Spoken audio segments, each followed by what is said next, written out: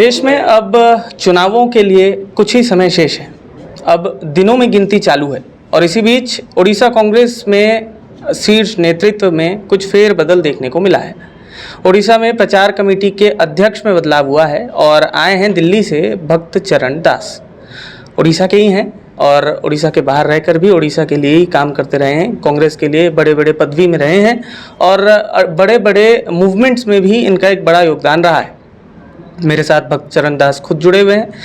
क्या कहना चाहेंगे भक्त दास जी? कुछ ही समय शेष है और इस समय पर आपका पद संभालना कितना चैलेंजिंग हो सकता है? देखिए,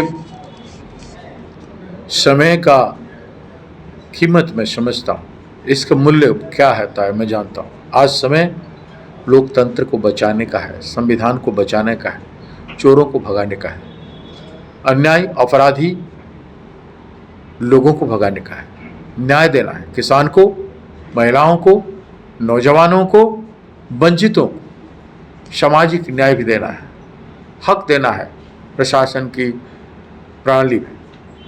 अब जब लोगों के लिए लड़ना है और सबसे बड़ी बात लोगों की वोट का मर्यादा को बढ़ाना है और उसके साथ साथ प्रशासनिक जो सम्मान होता है, जैसे ब्यूरोक्रेट को यहाँ गुलाम बनाया जा रहा है, अपने पार्टी के लिए बीजेडी यूज कर रहा है, बीजेपी यूज कर रहा है, लेकिन हम ब्यूरोक्रेट्स को राष्ट्रीय हित में लगाना चाहते हैं, उनको सम्मानजनक रखना चाहते हैं। तो ये बहुत बड़ा चैलेंजेस है। हमारी तरफ चारों ओर की चुनौती है और उसमें हम सब चुनौती को स्वीकार करते हैं और इस लड़ाई में हम उड़ीसा की जो चुनाव है, ये चुनाव नहीं होगा, ये चुनाव आंदोलन होगा। एक बड़ी चुनौती आपके सामने ये भी है कि आप ही के प्रचार कमेटी के जो सदस्य रहे हैं, मीडिया में बड़े फेमस हैं, बड़े स्टार माने जाते हैं मीडिया के, सुरो राउतराय, उनके बेटे ने हाल ही में बीजेडी में योगदान दिया है। उन्होंने कमेटी को छोड़ दिया है, तो कुछ बातचीत चल रही है उन्हें वापस लाने की या रखने की कमेटी में? हर व्यक्ति अपनी विचार का और अपनी सुरक्षा का या भविष्य का बादशाह होता है।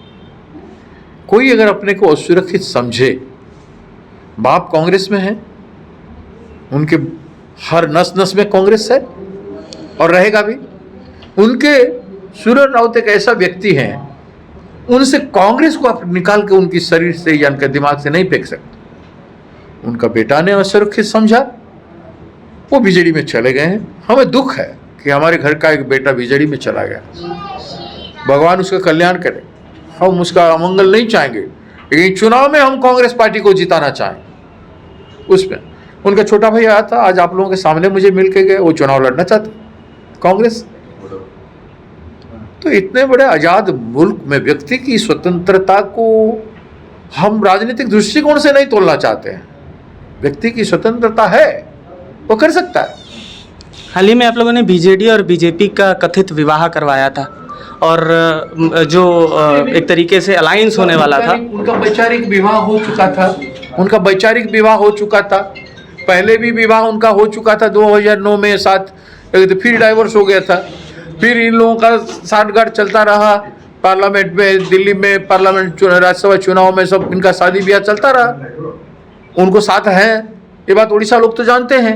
इन्होंने घोषणा कर दिया था कि हम शादी कर रहे हैं, नेगोशिएशन खत्म हो गया था। तो आप लोग खुश किससे हैं, विवाह होने से या टूटने से? शादी से पहले नेगोशिएशन होता है ना, पिंडाणी बोलते हैं ना हमारे यहाँ उड़िया में, तो वो खत्म हो गया था और पिंडाणी से पहले विवाह टूट गया। तो ये लोग अपने बात पर टिकने वाले नहीं हैं, ये अविश्वसनीय लोग हैं। इन पर विश्वास जनता नहीं कर सकती है, ये उड़ीसा वासी समझ गया है। तो आप लोग खुश किससे, विवाह होने से या विवाह टूटने से? देखिए, उनके विवाह से हमें खुश होने की बात नहीं थी, इनके टूटने से, डाइवर्स से हमें खुश नहीं। इनका कल्चर ऐसा है, ये पहले भी कर चुके हैं, आज भी कर रहे हैं। हम तो दुखी हैं कि इन लोगों की चक्कर में हमारी बोली वाली जनता इतने साल, केंद्र सरकार में 10 साल हमारा जनता का चला गया और 25 साल हमारे राज्य के जनता का चला गया। इस चक्कर में अब जनता समझ गया है, उस जनता को हमें इस बात को ले जाना है, उन पर सड़क पर लाना है, जो चुनाव के बॉक्स में आ जाए। चुनाव में अब भक्तों स्टाइल कैसा होने वाला है, कौन सा होने वाला है, क्या? कैसी स्ट्रैटेजी कर रहे हैं क्या? आप भक्त चरण दास हैं, भक्त स्टाइल कौन सा लगाएंगे आप? मैं कांग्रेस पार्टी, अखिल भारतीय कांग्रेस पार्टी का एक योद्धा हूं। मैं राहुल गांधी का एक सिपाही हूं। ये सब जानते हैं। एक सच्चा नेता, दिग्गज नेता, जन जन के नए हृदय में बैठने वाला नेता का सिपाही हूं।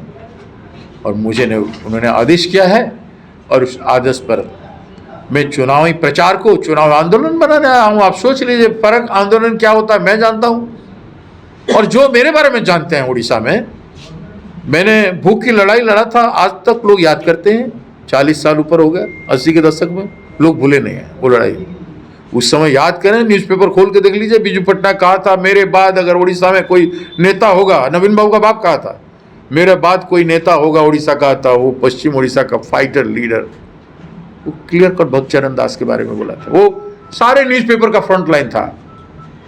लेकिन दुर्भाग्य में मैं अपने ही मिट्टी पर, अपने ही धरती पर मुझे काम करने का एक अपॉर्चुनिटी नहीं मिला था। मैं इसके लिए धैर्य से मैं रहा। मेरे धैर्य का परीक्षा ईश्वर ने किया, जगन्नाथ जी ने किया, मेरे पार्टी ने भी किया। और आज मुझे मेरे मिट्टी में उड़ीसा माँ के लिए काम करने का एक मौका दिया। उसका कर्ज मैं जरूर अदा करूँगा, और कैसे करूँगा वो इतिहास देखेगा। चलिए, धन्यवाद।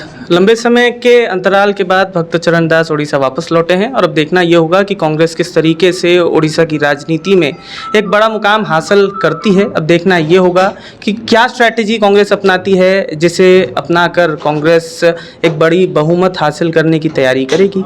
देखना ये होगा कि अब उड़ीसा की राजनीति में क्या फेरबदल आता है। उड़ीसा की राजधानी भुवनेश्वर से शुभम कुमार, राइज इंडिया 24।